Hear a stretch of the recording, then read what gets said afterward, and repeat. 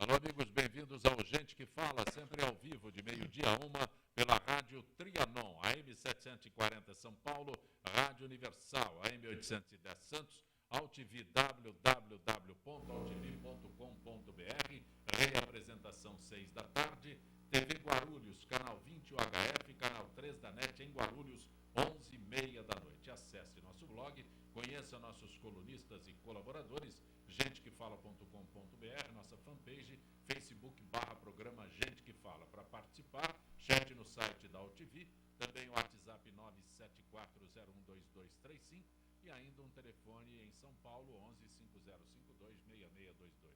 Participando desta edição de Gente que Fala, Dr. Bactéria, também conhecido como Roberto Martins Figueiredo. Dr. Bactéria, boa tarde. Boa tarde, nosso prazer. Mas acho que eu estou mais hoje para Dr. Vírus. Né? Eu peguei uma virose aqui, estou resfriado para variar, né? Nessa época do ano aqui, que nós vamos até falar, né, de doenças de inverno. Mas é um prazer estar com vocês aqui. Eu gostei muito da escolha do pessoal que veio para cá. O que é a microbiotécnica? A microbiotécnica é uma empresa, que é um laboratório que trabalha com análise de alimentos, análise de água, análise de assessoria, análise de área ambiental. É para muita coisa. No laboratório nosso, outros sócios, né? Mas que já tem quase 25 anos já. Também conosco o psiquiatra Dr. Flávio Falcone. Flávio, prazer tê-lo aqui. Prazer. Eu anuncio como psiquiatra, mas você chegou dizendo que era palhaço de circo. Isso, tenho uma vida dupla, de psiquiatra e palhaço. Na verdade, eu juntei as duas coisas no meu trabalho. E como é que consegue? O palhaço é uma forma que a gente tem de lidar com as nossas questões mais difíceis, né? Que são os nossos lados ridículos. E o psiquiatra cuida disso? Cuida disso também. Geralmente é exatamente isso que causa sofrimento. Quando a gente ri de um palhaço, geralmente a gente ri porque ele se deu mal, não porque ele se deu bem. Também conosco, nutricionista clínica, Andréia Raal. Andréia, prazer tê-la aqui. Prazer é todo meu, muito obrigada pelo convite. Eu anunciei como nutricionista clínica, mas é nutricionista clínica e esportiva funcional e coaching. Exatamente, eu sou coach, nutricionista esportiva funcional e coach em qualidade de vida e compulsão alimentar. Compulsão alimentar? Exatamente. Depois você explica direitinho. Acho Com que certeza. Não tem isso, não. Oftalmologista Dr. Tiago Prata. Prazer tê-lo aqui, Dr. Tiago.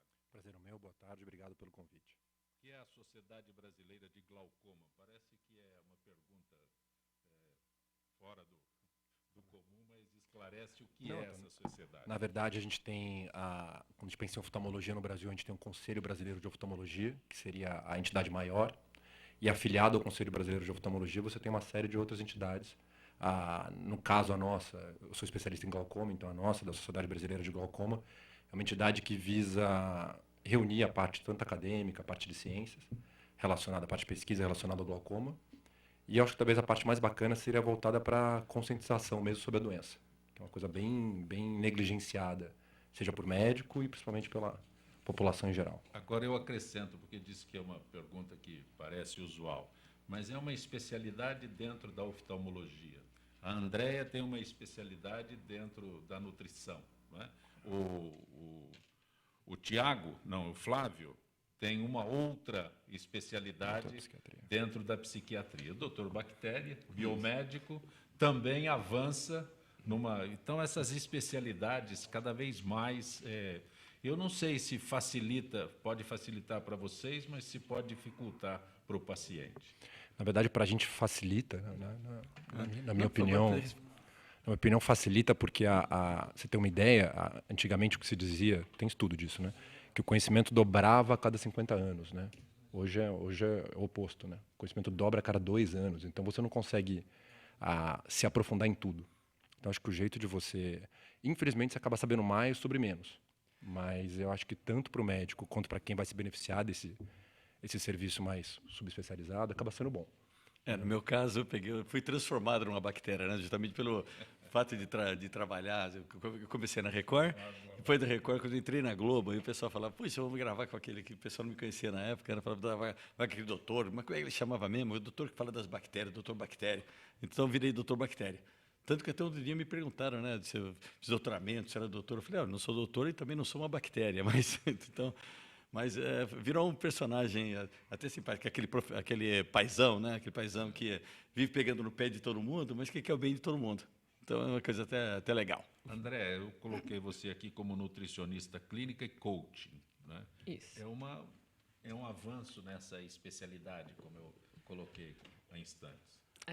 Na realidade, não dá para a gente saber de tudo, né? E se a gente joga para todos os lados, a gente não foca em nenhum deles, né? Então, o meu foco, além de trabalhar como nutricionista, eu também dou assessoria em coaching, né? Eu sou uma coach em qualidade de vida e compulsão alimentar, né? Eu vejo que muitas pessoas, principalmente mulheres, sofrem de excessos alimentares, exagero mesmo, e não conseguem chegar nos seus objetivos, né? Nos seus objetivos mesmo de vida. Então, a alimentação, muitas vezes, ela acaba prejudicando o desenvolvimento da progressão dessa mulher, né? Então, eu trabalho especificamente com mulheres acima de 20 anos, né? E o coach te dá a possibilidade de atingir um maior número de pessoas, porque você não precisa estar frente a frente com aquela pessoa. Você pode fazer um trabalho em grupo, online, te dá a possibilidade de expandir a sua informação para um número muito maior de pessoas, que esse é o meu objetivo, né? Atingir o maior número de pessoas, Você diz ajudar. online, nutricionista, a imagem de nutricionista é aquele que diz você não pode comer isso, não pode comer aquilo, não pode comer aquilo outro. Aí online vai... Não. Na realidade, assim, nutrição é uma coisa. Nutricionista precisa ter o atendimento, tem que ser, é obrigatório ter atendimento presencial em consultório, né?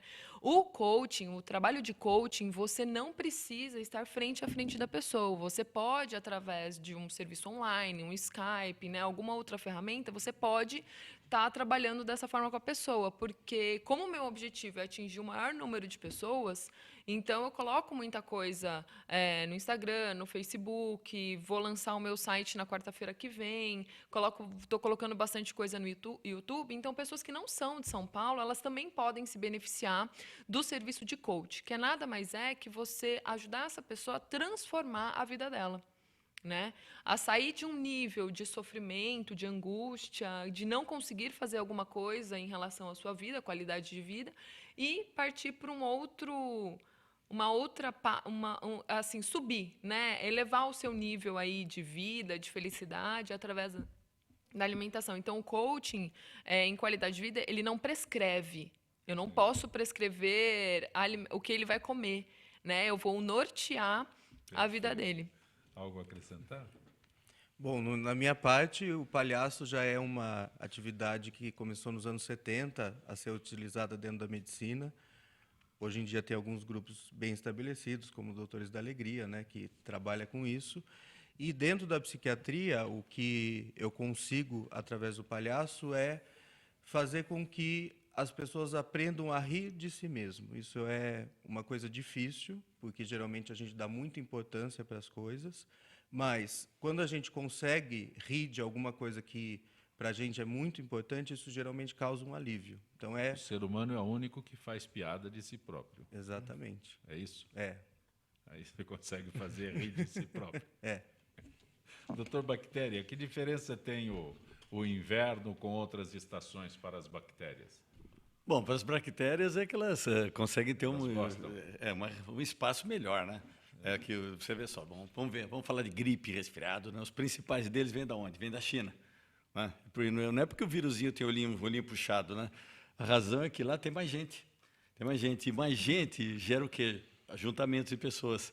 Então, no inverno, o pessoal parece que gosta de andar mais juntinho. E o que é esse mais juntinho? Está dentro do ônibus, está frio, faz o quê? Primeira coisa que faz, fecha todas as janelas. Na sua casa, fecha tudo. Fala que o tempo está seco, faz o quê? Coloca um umidificador em casa, que é terrível isso daqui. Você aumenta a umidade na tua casa terrivelmente, então isso é bom para ácaros.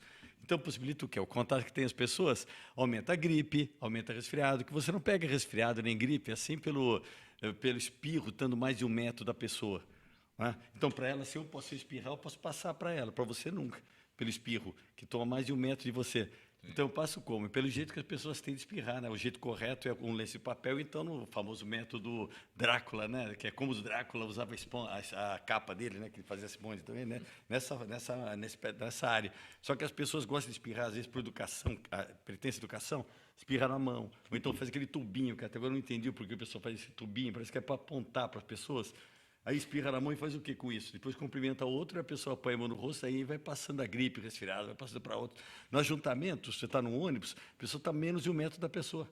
Menos de 1 metro, então espirra, então pode passar gripe, resfriado, então pode passar uma série de coisas. Meningite, conjuntivite, quer dizer, uma série de doenças que pode estar passando pelo conjunto. Então, não é que a bactéria gosta do frio, né? A bactéria ela aproveita que as pessoas estão próximas para passar uma para a outra. Não me convenceu, não, mas... Não, mas convenceu a bactéria. Que é importante. Este é o detalhe, né? Exato, a bactéria está convencida. Quer dizer que no inverno os cuidados devem ser maiores também nessa área. Não tem. Outra coisa também, já que já vou tentar te convencer, mas o que acontece é que no frio as pessoas... Não é questão de convencimento, Não, as pessoas, já informou. não sei, mas as pessoas elas dão uma bobeada, sabe? E quando você está numa época do frio, principalmente nessa região do peito, assim, a pessoa pega uma lufada de ar, aquela famosa lufada de ar, o que acontece? Ela pega a baixa resistência, que é uma tentativa do organismo de tentar fazer uma homeotermia, né? Uma temperatura normal. Então, ela vai usar muita resistência dela, muita forma de energia para tentar aumentar a temperatura, o que não acontece tanto no verão. Então, essa modificação aqui diminui a resistência da pessoa. Então, junta a resistência, junta uma outra série de coisas. As pessoas, eu acho que até ela pode falar bastante bem, mas eu acho que a parte de nutrição também, eu acho que até piora no inverno, que a pessoa come muito mais coisa, muito mais calórica, não se alimenta tão bem, senta para ver televisão, come um saco de pipoca, e acho que está alimentado. Então, diminui a alimentação, diminui a nutrição, diminui a resistência, dá mais condição para as bactérias ficarem uma mais próxima da outra, e isso gera o quê? Doença. Né? Convenceu? Bastante. Então tá bom.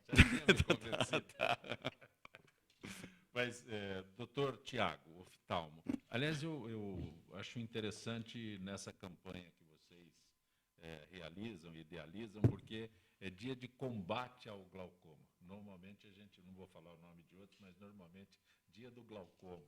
Sim, né? sim. Que maravilha, o glaucoma tem um dia. Não, mas é dia do combate ao glaucoma. Na verdade, a gente não é nem só um dia, vamos dizer assim, né? A gente está passando pela semana, coincidentemente, Semana Mundial de Combate ao Glaucoma.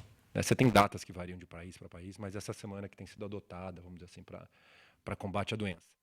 E combater o glaucoma, por exemplo, o glaucoma não tem cura. Então é uma doença crônica, se você pensar em hipertensão arterial, diabetes, uma doença que não tem cura, que muitas vezes a primeira coisa que o paciente pergunta, que sintoma que dá? Normalmente nenhum. Então, ela não é uma doença rápida que te cega do dia para a noite, mas ela é bem silenciosa, que envolve o aumento da pressão dos olhos. Então, tem gente que nem sabe que tem pressão no olho. A medicina está aqui comigo. As pessoas associam a pressão arterial à pressão ocular, que não tem correlação, na verdade. Na verdade, você pode ser hipertensa arterial e ter a pressão ocular normal. Né? Então, você está falando de pressão sanguínea, outra é a pressão do líquido que tem dentro do olho, que a gente não é lágrima também, né? Normalmente o paciente confunde com lágrima, mas eu lacrimejo bastante. Não tem nada a ver. É um líquido que tem lágrima do olho e, na verdade, não dá sintoma nenhum.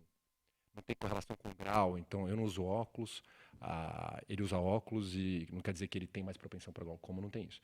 Então a gente tem um grupo de risco, é mais comum em negro, é mais comum no idoso.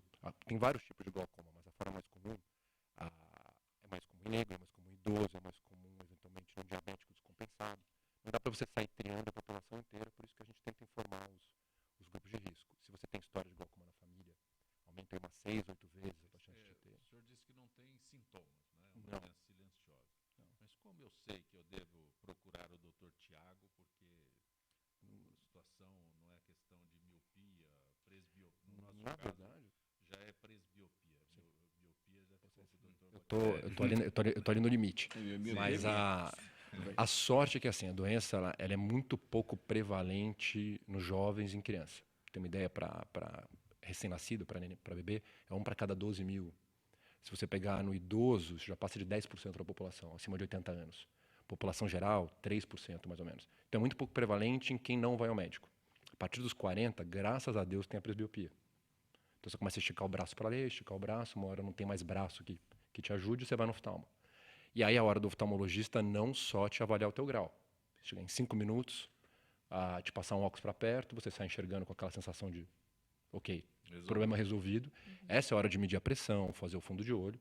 E é um exame de 5 minutos que você consegue detectar ou afastar o glaucoma. E aí, tratando desde o começo, o curso da doença é muito mais tranquilo. Você diz que não tem cura? Não tem cura. Então, não tem nenhum colírio, cirurgia que cure a doença. Na verdade, você vê às vezes o paciente usou o colírio por 1 ano, ele volta 5 anos depois, você fala, pô, você não está usando colírio, você sumiu. Eu falo, não, mas não tratei, não curei. Não.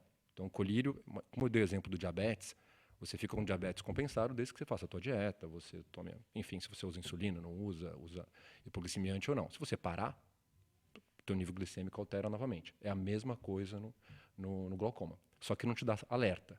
Então, a pressão normal do olho é na faixa de 15, 14. Se ela tiver 30, você não sente nada.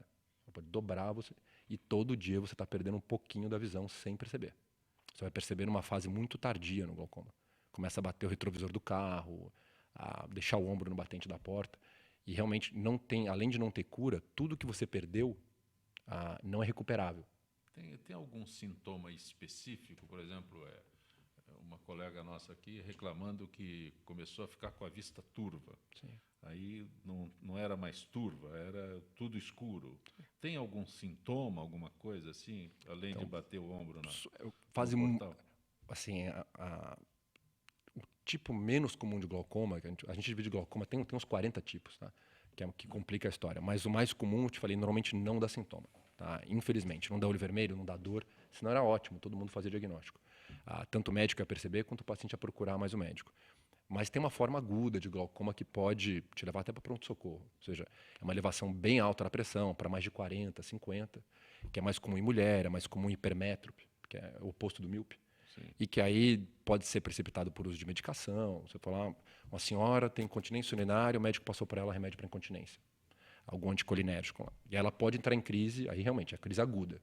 Aí dá ânsia de vômito, náusea, muita dor de cabeça. Mas glaucoma cega? Glaucoma cega. A principal causa de cegueira irreversível no mundo é glaucoma. Irreversível. Tem causas de cegueira contornáveis. Das não contornáveis, das não reversíveis, o glaucoma é principal no mundo. Tá? Mas eu nunca sei quando eu tenho glaucoma, a não ser que eu procure. Você pode ter e não sabe. Eu acho que tem que fazer uma rotina, né? Você não concorda? Fazer uma rotina. Qual seria a periodicidade? Para médico é uma vez ou 2 vezes por ano, né? Acima de 40 anos, uma vez por ano.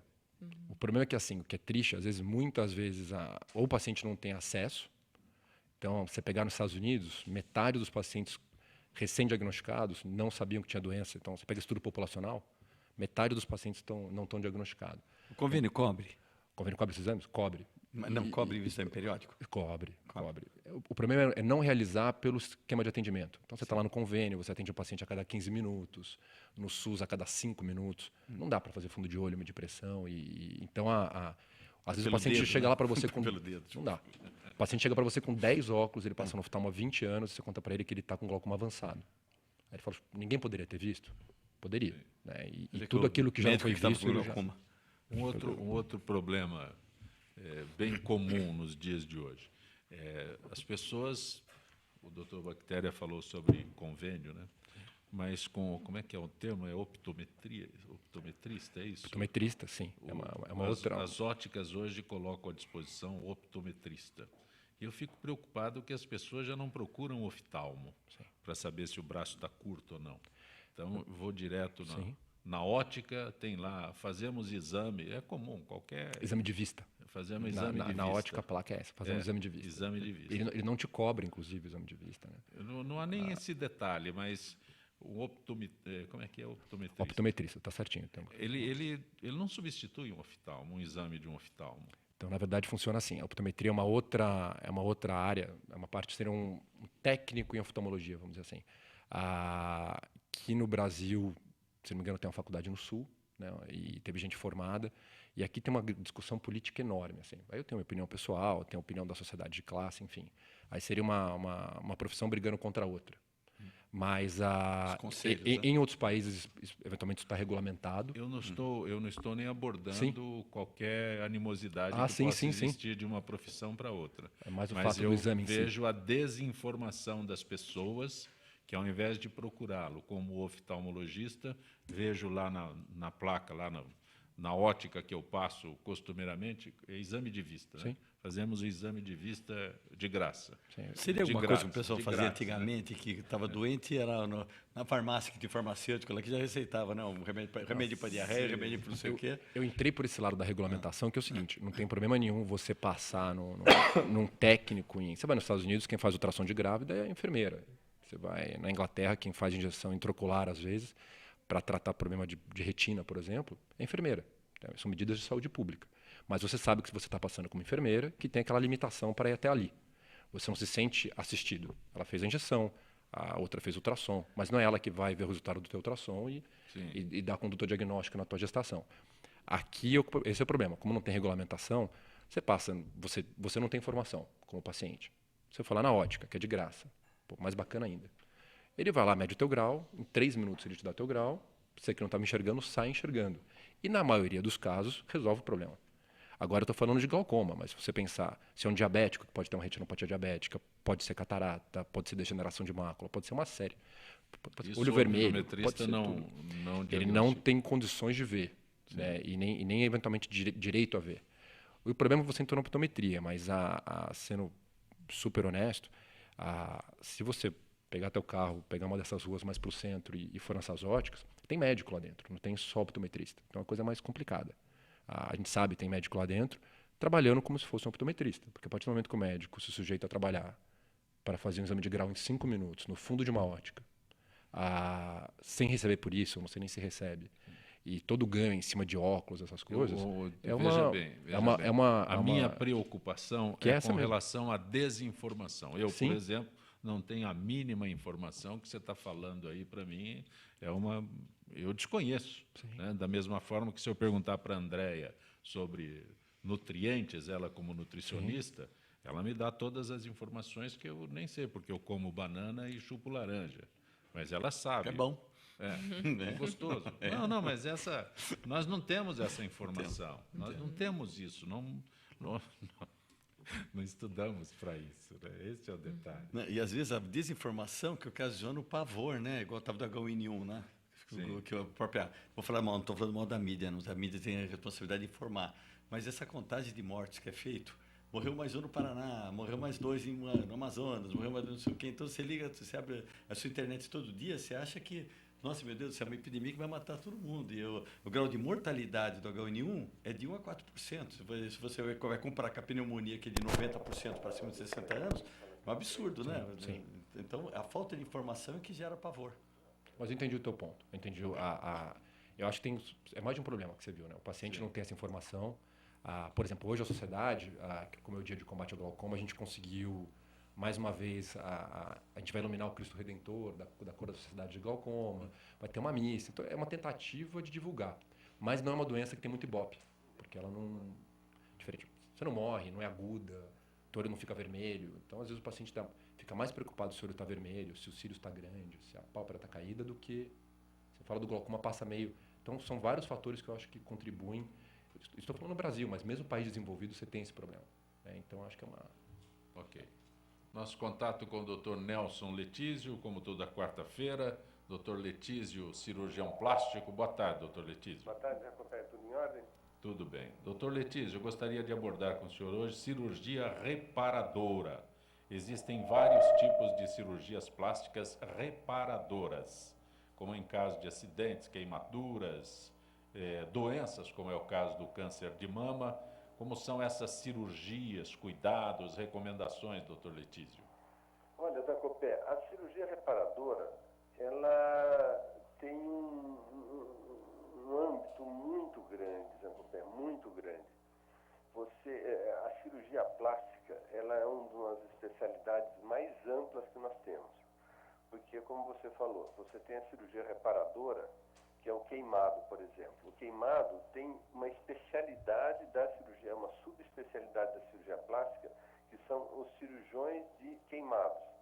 Então, tem serviços especializados apenas em queimadura. Então, que você tem todo o tratamento. Nós não estamos falando daquela queimadurinha doméstica, que a pessoa queima um pedacinho. Não, são queimaduras grandes, que podem ser até domésticas, que a pessoa queima 30, 40, 50, 60% da área corpórea.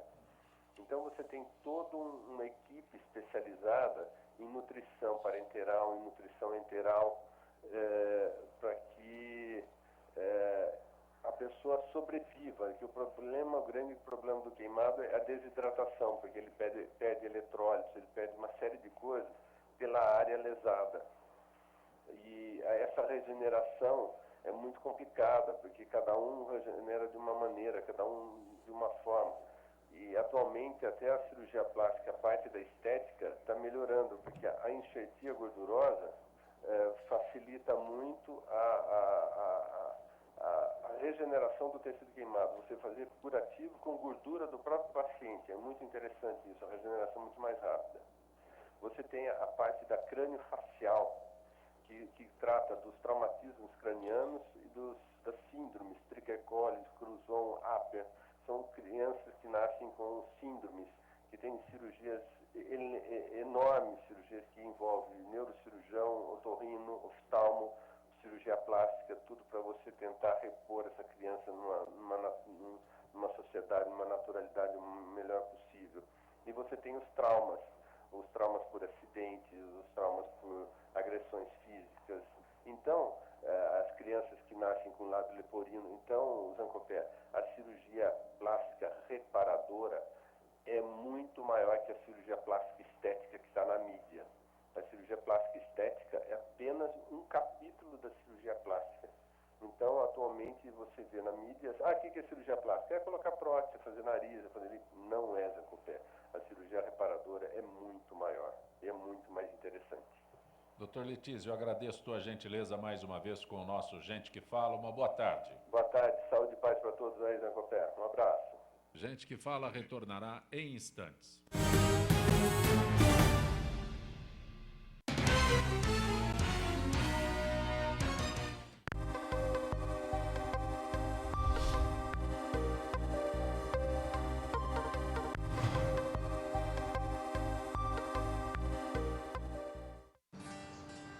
Espécies da Mata Atlântica.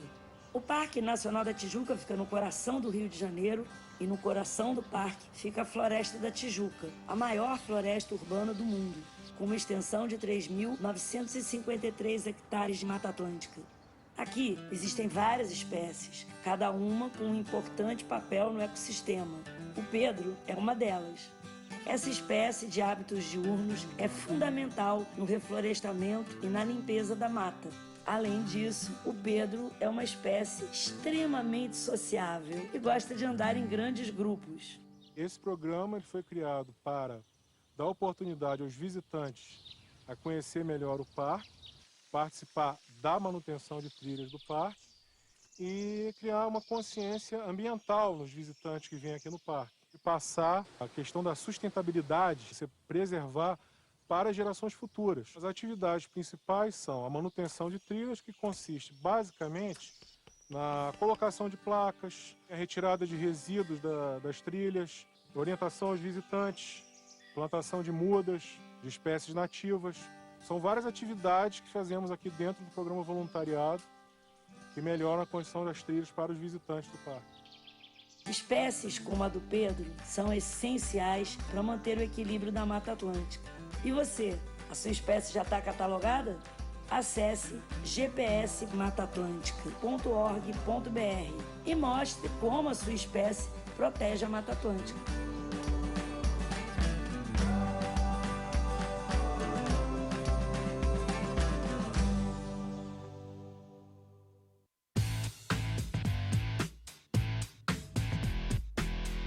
Olá, eu sou César Freitas e convido você para assistir o HQ e Companhia, o programa que traz o mundo da cultura pop para você. Cinema, história em quadrinhos, animação, seriado, tudo isso para você aqui toda sexta-feira às 5 da tarde, na sua TV da internet.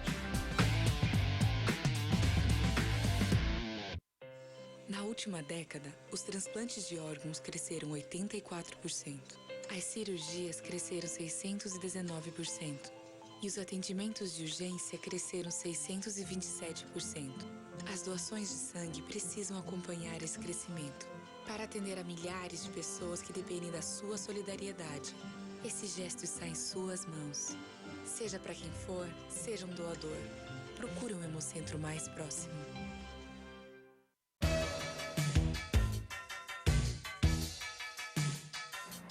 Eu sou o Ronaldo Luiz, jornalista e apresentador do Agropapo aqui na UTV. E quero convidá-lo para você acompanhar o Talk Show do Agronegócio todas as terças e quintas, das 11 às 11h30 da manhã, aqui na TV da internet. Olá, eu estou aqui para tocar sua consciência. Nossa saúde ganhou o movimento Mama Amiga pela Vida, uma ação social e voluntária que trabalha pela prevenção do câncer de mama. Esse trabalho leva informação às mulheres, apoio e um toque de carinho, com campanhas como a Rede de Pontos de Prevenção e o modelo Mama Amiga, que ensina a identificar possíveis alterações nas mamas. Para saber mais, acesse e participe desse grande movimento pela vida da mulher.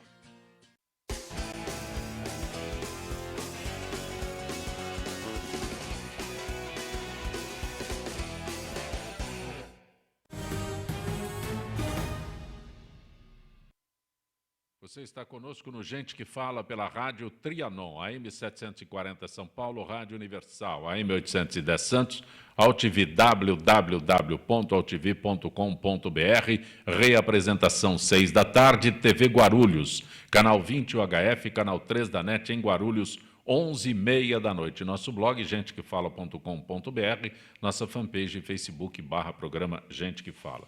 Conosco hoje o biomédico Dr. Bactéria, Dr. Roberto Martins Figueiredo, a nutricionista clínica e esportiva funcional Andréa Raal, o psiquiatra artista circense Flávio Falcone, o oftalmologista Tiago Prata, que é diretor da Sociedade Brasileira de Glaucoma.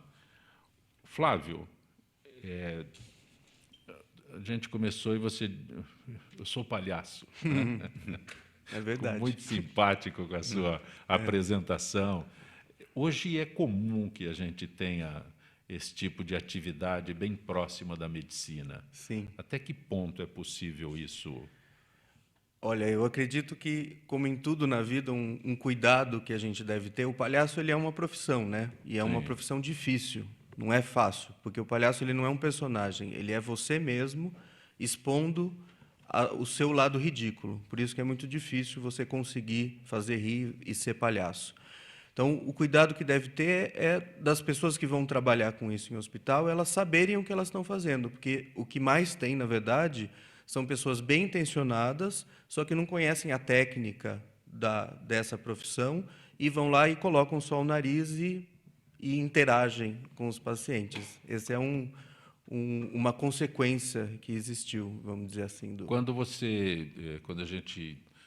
espetáculo circense aborda a violência, o uso excessivo do álcool. Como é que a gente faz a relação disso? Porque é para o bem, né? Sim. O uso excessivo do álcool, então, esse é um a trabalho... gente não precisa nem analisar, está aí às vistas de todo mundo. Esse é um trabalho que eu estou realizando desde o ano passado, que eu recebi um convite da Pró-Reitoria da Unesp, por conta de muitos casos de abuso de álcool e consequências graves, inclusive óbito, entre alunos da universidade, e uma outra consequência que é mais grave ainda, que não é incomum, né? Ela não é falada, mas ela não é incomum, que é o caso de estupro entre alunos nas festas. Isso é um problema assim, que chegou num nível que a universidade não teve mais como não falar sobre isso. E eles me convidaram para desenvolver um programa de prevenção. Através do riso você consegue Através do atingir riso. esse problema? Pois é. Os diretores todos ficam muito impressionados. É uma atividade que dura 3 horas e os alunos geralmente pedem mais. E por que isso funciona? Porque, na verdade, o que eu estou falando para os alunos utilizando o princípio da redução de danos, porque é impossível chegar lá e falar não bebam, eles vão continuar bebendo. Então, o que a gente pode fazer é levar informação. Tem algum texto breve que você possa trazer para a gente agora? É tudo improvisado, na verdade. Mas você não trouxe nenhum improviso escrito? Eu posso fazer um improviso. Por exemplo, uma das coisas que as pessoas não sabem é que o álcool pode matar. Se você ingerir uma quantidade de álcool acima de um nível no seu sangue, você pode vir a óbito. E na Unesp aconteceu um caso no começo do ano passado de uma brincadeira, de uma gincana universitária, em que o menino bebia 50 ml de vodka por minuto. E ele atingiu um nível sérico acima da dose letal, mais de 2 vezes, na verdade, acima da dose letal, e ele chegou no hospital morto. Então, isso é uma disputa comum hoje em dia nas provas de resistência entre alunos, não é isso? É uma disputa comum e é um problema muito grave, porque a prevenção dentro da medicina é uma área que nós médicos sabemos muito que ela precisa acontecer, mas ela não acontece por uma questão política, geralmente. Quando e como é que você consegue que as pessoas tenham consciência disso? Através porque o que acontece? Quando você bebe, você libera isso quimicamente, né, organicamente no seu corpo, algumas áreas do seu cérebro, e você se permite fazer coisas que, quando você não está sob efeito de bebida, você faria. E uma das coisas que tem acontecido e que é muito grave dentro da universidade são o que a gente chama de condicionamentos machistas, que é o homem achar que as mulheres na festa estão ali para servi-lo. Então, o que geralmente acontece? O menino bebeu, a menina bebeu, ela chega numa hora que ela desmaia, e na cabeça do homem ele fala, bom, se ela estava me beijando, é porque ela queria ir até o fim comigo. E aí, geralmente, o que acontece é que ocorre uma cena que é o estupro, e que, por conta dos nossos condicionamentos machistas, a gente, às vezes, nem consegue entender que isso é um problema grave. Então, eu estou indo lá para mostrar o ridículo disso, em primeiro lugar. O ridículo disso que eu falo é o ridículo dos condicionamentos machistas, porque são condicionamentos. E o que a gente pode fazer é criar novos condicionamentos. E a minha técnica é utilizar o palhaço para abrir espaço, porque você precisa estar aberto a criar novos condicionamentos para isso ser possível. Então, eu uso o palhaço para abrir espaço nas pessoas e tentar criar novos condicionamentos, tentar fazer as pessoas entenderem. A receptividade de parte dos alunos para este método teu. Eu estou fazendo uma pesquisa junto com essas intervenções, sempre no final eles respondem um questionário online, e mais de 95% assim, acredita que essa ação é extremamente importante. E muitas histórias também das meninas que sofrem abuso dentro da universidade de várias formas. Mas não revelam. Revelam. O objetivo da palestra, na verdade, é fazer elas falarem. Então, sem o teu incentivo, elas não revelariam. Não revelariam. E aí chega uma hora que, por isso que demora tanto, por isso que demora 3 horas, porque é muita história, é muita coisa guardada. É isso. Você está fazendo na Unesp. Isso. Que é onde, recentemente, nós tivemos, ano passado, né? O ano passado. Ainda repercute, lamentavelmente. Sim. Foi uma ação em decorrência desse fato grave, né?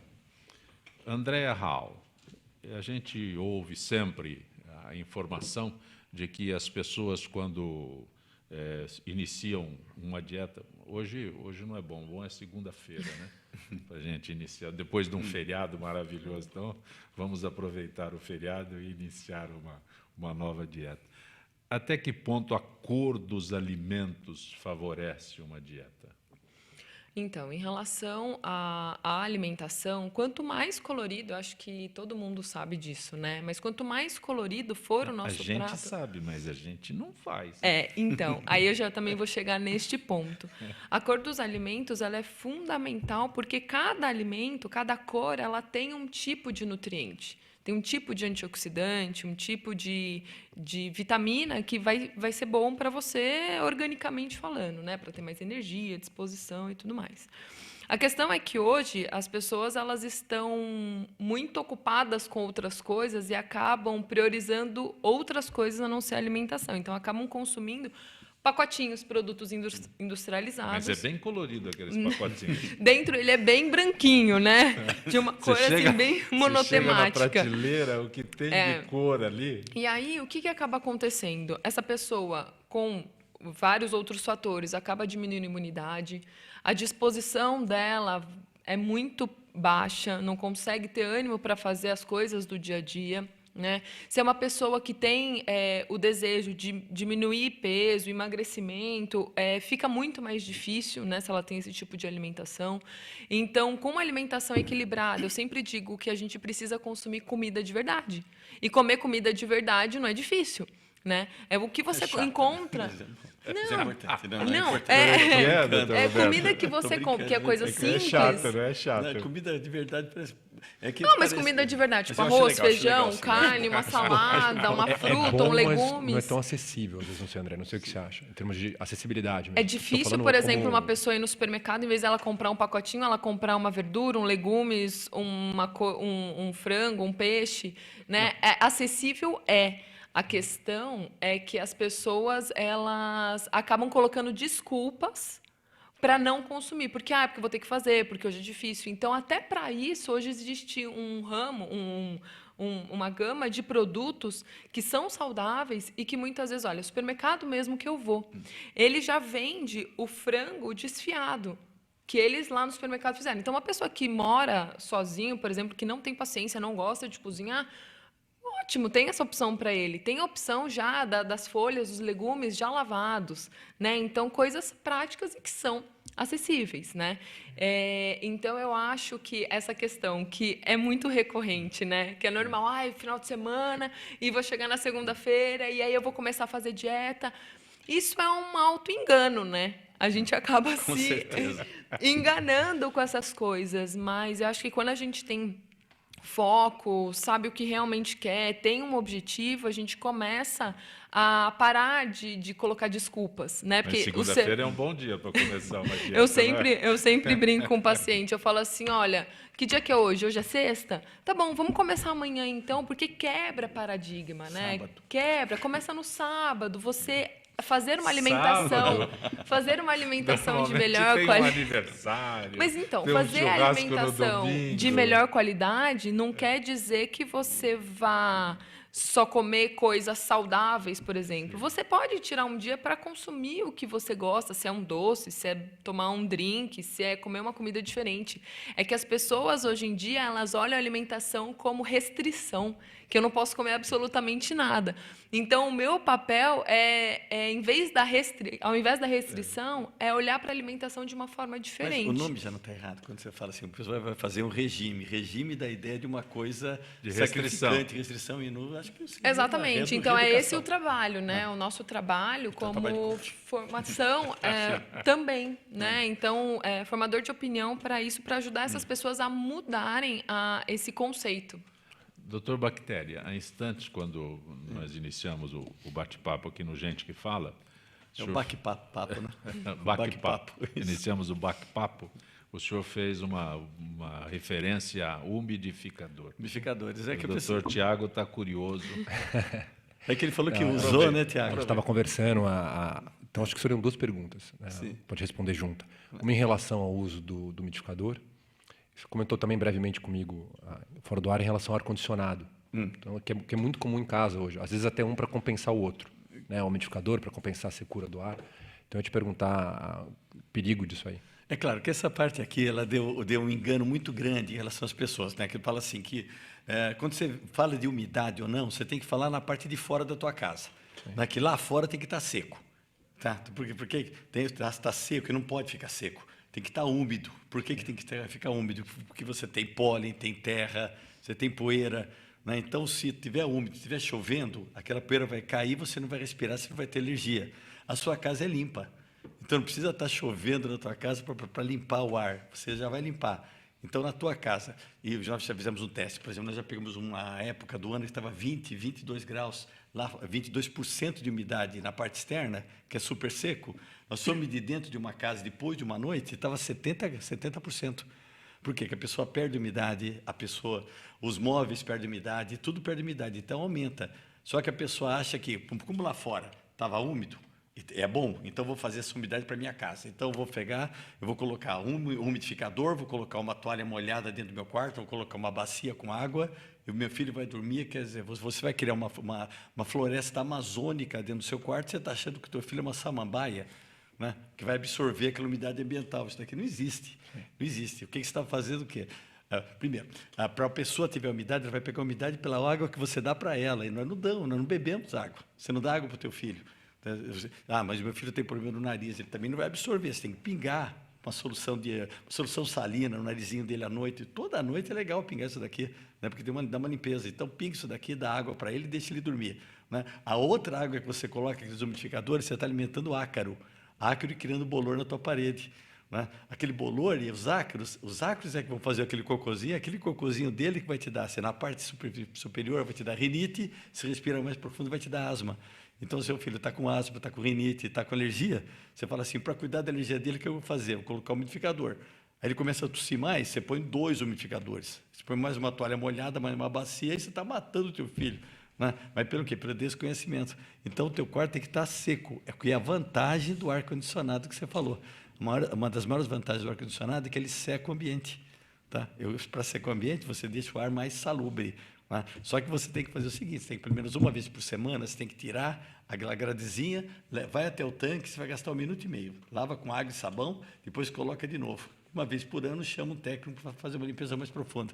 E pode usar até no inverno também. Essa parte da limpeza que eu acho que é uma vez por semana, acho que super ninguém fácil, aqui na mesa nossa, faz. Deus do céu. Não, acho que aqui na Tem mesa gente que nem sabe que abre, mais né? fácil fazer regime. Tem gente que nem sabe que Nem tem sabe que acesso abre. ao interior A do janelinha, você abre ar-condicionado. essa Tem uma janelinha, janelinha puxa. ali. 1 minuto e meio por semana. Doutor Bactéria, na última participação que o senhor teve aqui no Gente que Fala, logo depois que o senhor participou do programa, veio uma pergunta, da Ana do Carmo. O senhor fez referência à escova de dente. Sim. Né? Como é que faz? Esguicha? Não sei Bom, relacionado com a escova de dentes, primeiro que a pessoa tem que tomar cuidado com o ambiente, né? A pessoa não pode, por exemplo, apertar a descarga com o tampão aberto, que é impressionante o prazer que o brasileiro tem parece de despedir. Sim, é uma despedida, tem um prazer, né? um Homenagem. orgulho, né? Aquele orgulho do que ele fez lá. Só que na hora que ele aperta, Orgulho levanta o spray, né? Que fica por 2 horas rodando no banheiro e cai na escova de dentes. Então você fecha, dá tchau, pode fazer o que você quiser, depois você fecha. Chora, deixa embora. Tudo, aí aperta, descarga, sem problema. E sempre que você escovar o dente, você dá uma aspersida com uma solução, esses enxaguatórios bucais. Uma aspergidinha, depois guarda com as cerdas para cima, mas nunca dentro da caixinha. O que a Ana do Carmo deixou registrado aí, o senhor falou sobre... Tem pessoas que escovam os dentes e depois enxuga na toalha a escova. Então, você tem que dar batidinha no canto da pia, né? Mas por que enxugar? O senhor falou, ainda enxuga, né? Como é que... pessoal, tem gente que enxuga na toalha. Isso, enxuga na toalha de rosto. Essa dúvida que o senhor deixou. Claro. Bom, toalha de rosto e toalha de banho, elas são contaminadas. Então, ela passou para o teu rosto, tanto que a toalha de rosto tem que trocar diariamente. Toalha de banho de 2 em 2 dias, partindo do princípio que a pessoa se enxuga limpo, né? Então, de 2 em 2 dias, a pessoa troca. O toalha de rosto... Se enxuga limpo. Vamos partir do princípio, que tem molecada que fica em casa, né? A mãe fecha a porta, finge que está tomando banho, mas não toma, né? Pessoa mole, tá? Então, você faz essa parte. Então, toalha de rosto, uma vez, todo dia você tem que trocar. Só que elas estão contaminadas. Da toalha de banho, por exemplo, uma bactéria normal, aquele cacólio, estafilococcus, daqui, eles duram 48 horas. Né? Um vírus HPV dura 1 semana numa toalha. Você vai passar para outra, pode até ter essa contaminação teoricamente. Então, nada de... Deixa só, cerda para cima, pode pôr no copo, acho muito legal no copo, só que um copo por pessoa. Tem gente que põe, parece que um âmbito familiar no copo. Árvore. Um abraçado, dando beijinho para a outra, né? Então, nada disso, gente. Cada um com a sua bactéria. Doutor Flávio, o senhor fez esse trabalho também na Cracolândia, esse trabalho do seu... De intervenção de palhaço. Lá era um trabalho diferente, não era um trabalho de prevenção, era um trabalho já de início de tratamento, vamos dizer assim. Sim.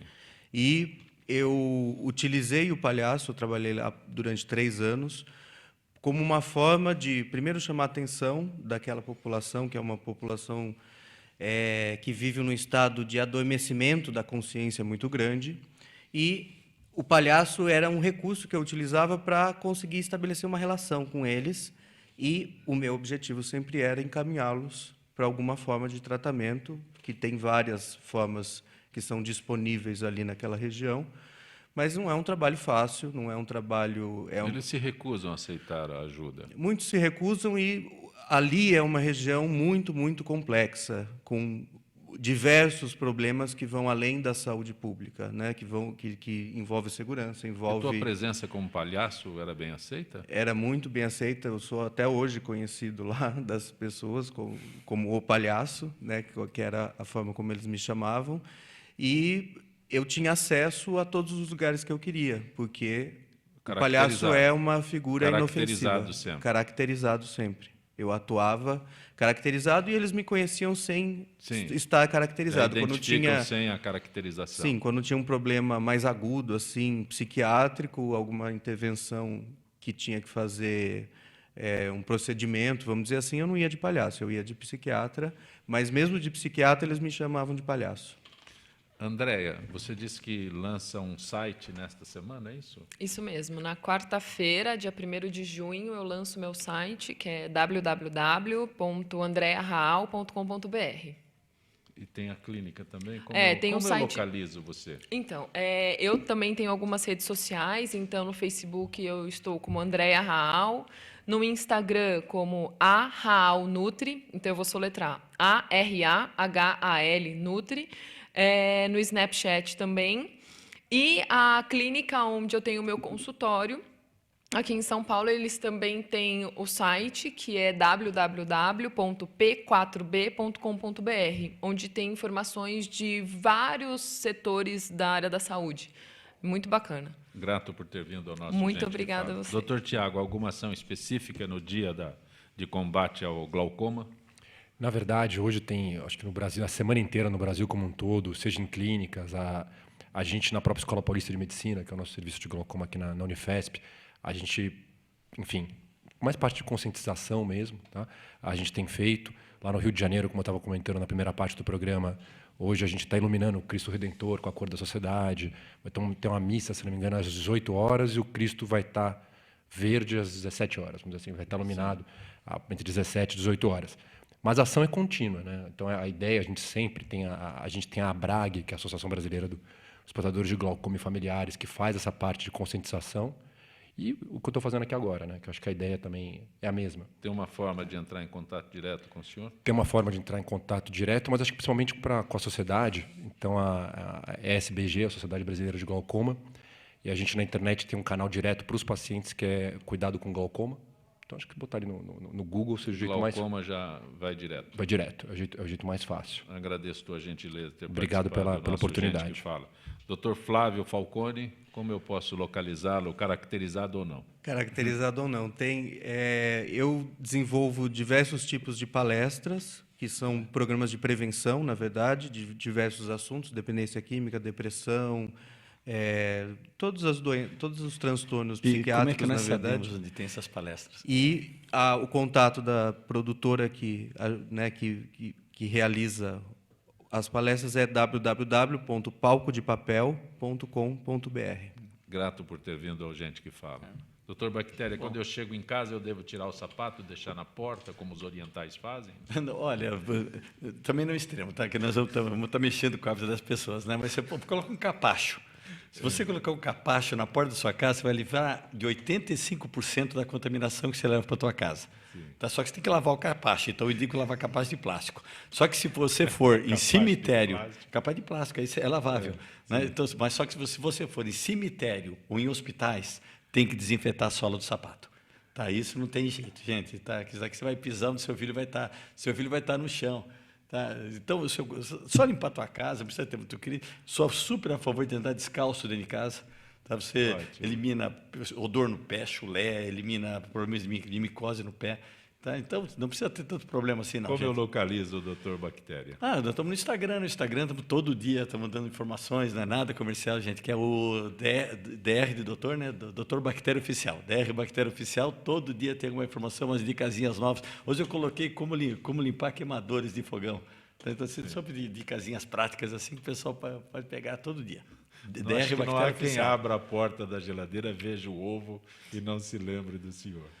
Soprar a vela de aniversário lembra de mim, ver um cara vomitando com diarreia, a gente lembra só dessas coisas. Mas é bom, pode lembrar. Fazendo a coisa certa, pode lembrar sem jeito, sem problema. Grato por ter vindo ao nosso Gente que Fala. Eu que agradeço, e agradecer principalmente por você ter colocado um grupo de profissionais assim maravilhosos, né? Fantástico, assim, que dá sempre para a gente aprender bastante aqui. Gente que Fala tem a direção-geral do jornalista Fausto Camunha, a diretora de produção Zenilda Salvato, redação Pedro Schiavon, produção cultural Ricardo Godoy, na rádio Trianon, Benê, Cléo Rodrigues, Neildo Neres, Ricardo Valim, na direção da TV Guarulhos, Fernando Mauro, na direção da UTV Alberto Luquete, na técnica James Eduardo, Marcelo Fontan, Sérgio Oliveira e Iago Matsumoto. Estaremos de volta amanhã, meio-dia. Gratos, até lá.